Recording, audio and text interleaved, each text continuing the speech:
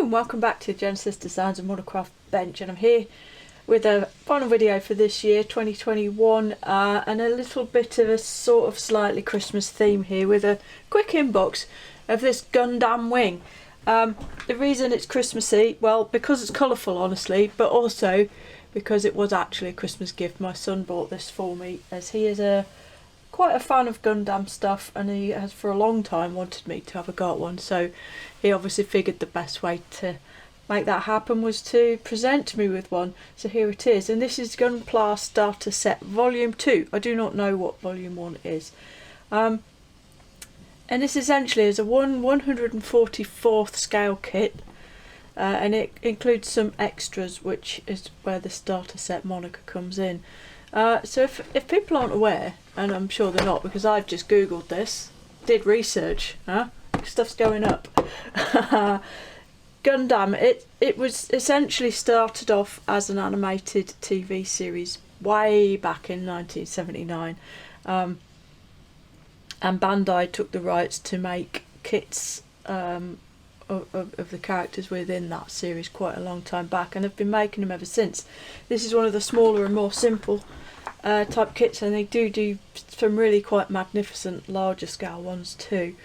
So without further ado, let's have a look what is in the box. So get the papers out of the way first. A whole bunch of very jolly sprues. It's not a super complicated kit by any means, but there are quite a lot of parts.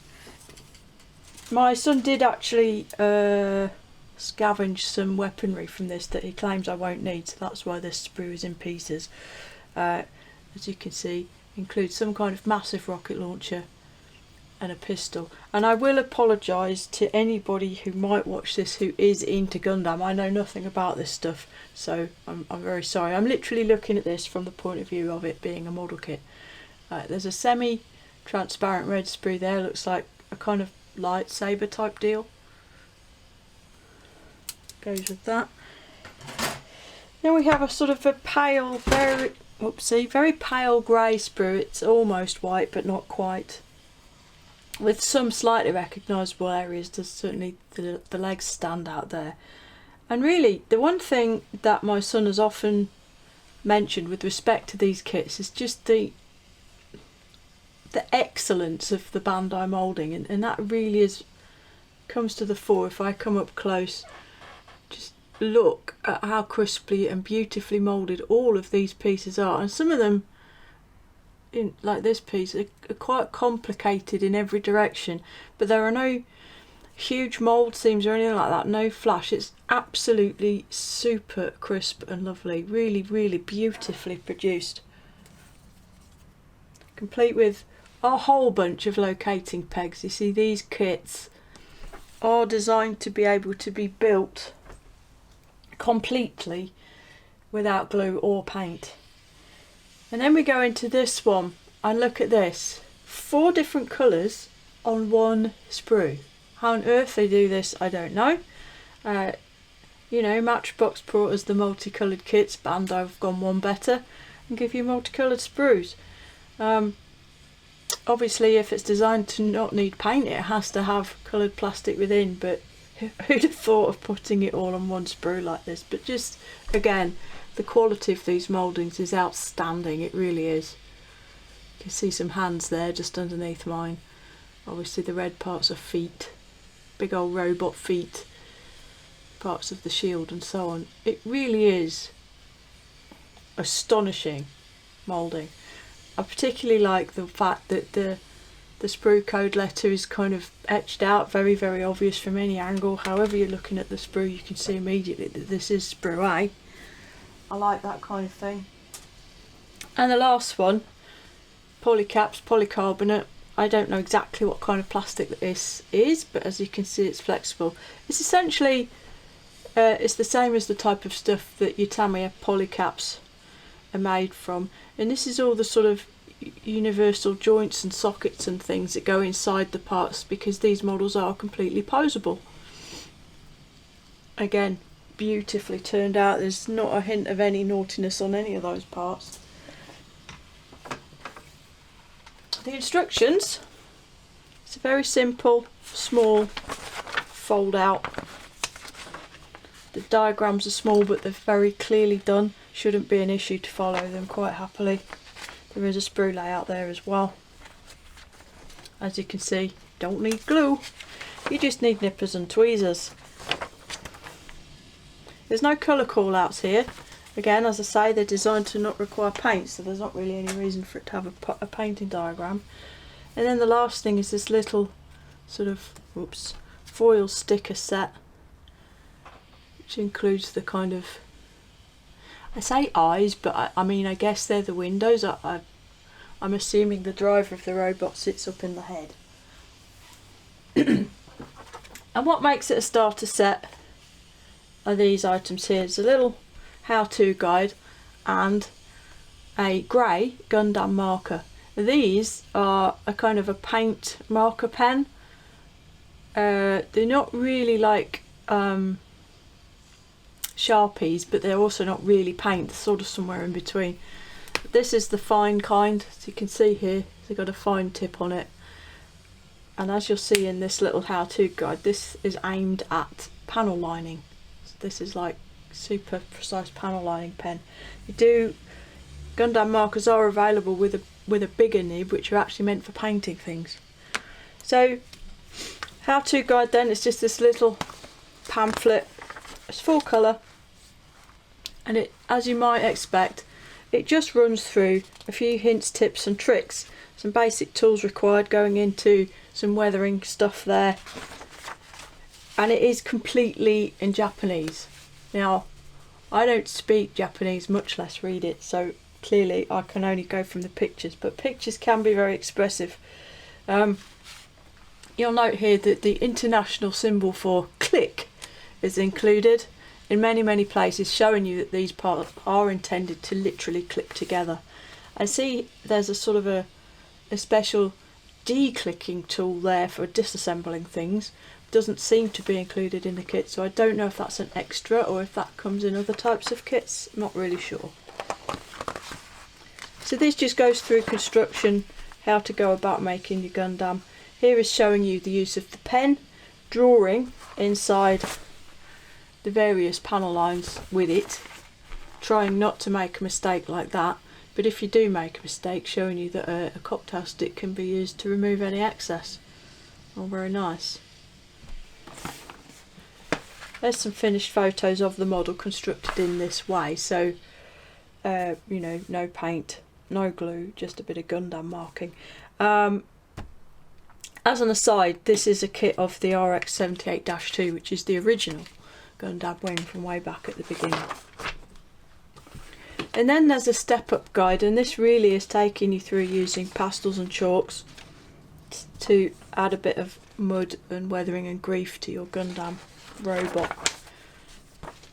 And then some finished photos of how it might look with that work carried out. And finally at the back, step 2 hint and tip is all about actually using glue to assemble your Gundam Wing. And then using files and sandpaper to remove the seam lines. So it's showing you here how you've clicked it together and you're left with a seam. Then saying, okay, take it apart, put some glue, hold it together, and then use a file and whatnot to remove the seam line, and then reinstate panel lines, actually with a scalpel.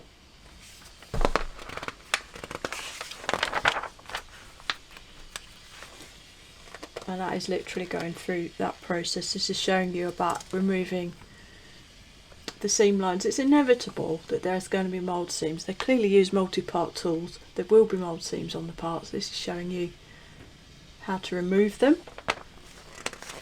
Then the use of the Gundam markers here. You can make paint come out of the marker and then use a fine paintbrush to apply it, and that's showing you doing the head details with paint and marker pens rather than with the stickers.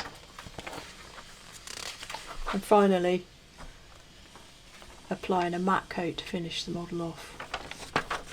And then at the back here, there's some sort of, it's the history of Gundam, I guess. I mean, it says there, TV animation history, starting with the RX-78-2, which is what this kit is, and going up through the years, and you can see they get ever more complex and amazing looking as they go through. There you go, that's your little booklet on helping us to understand and make Gundams. I do think, had this been in English, it would have been a lot more useful, obviously. But these kits, I could be wrong, but I don't think these kits are really officially imported into the UK, so obviously they're not designed as a consumer product for us, which is why it's all in Japanese. I could be wrong. They are available from several model shops in the UK, but also eBay and Amazon they're all quite reasonably available on there. This particular one is under £20, which seems like a fair price to me. And I've got to admit, I'm quite keen to have a look at it and see how it builds, because the quality of the tooling is just second to none. But there you go. So that's the little Christmas jolliness there, the Gunpla starter set, volume 2.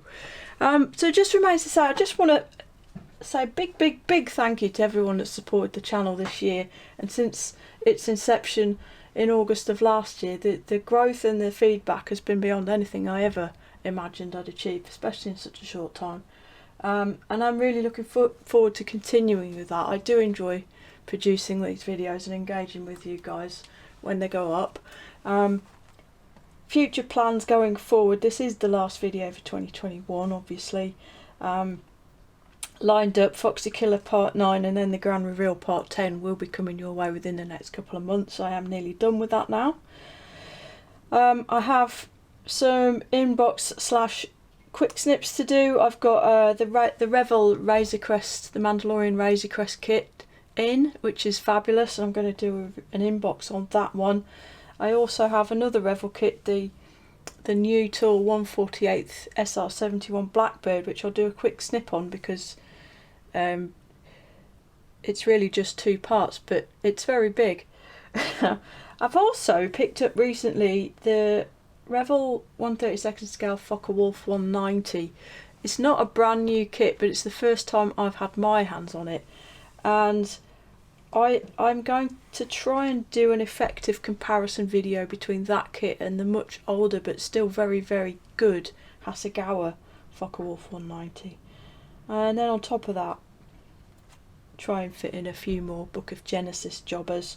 I do have a short list of things here to look at, but of course, as always, I do value your input, so if anybody's got anything they particularly want looking at or revisiting even, just let me know in the comments. So that's that. Quick fun little end of year video.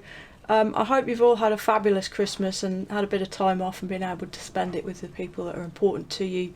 And let's hope that 2022, although it looks like it's getting off to a shaky start, let's hope that things do get better over 22 and we can all go back to some sort of form of normality as the year progresses. So that's it from me for 2021. Thanks again, thanks so much. It means the world to me that you all watch these videos and appear to enjoy them. So that's all to be said. Until next time, look after yourselves, look after each other, and Genesis out.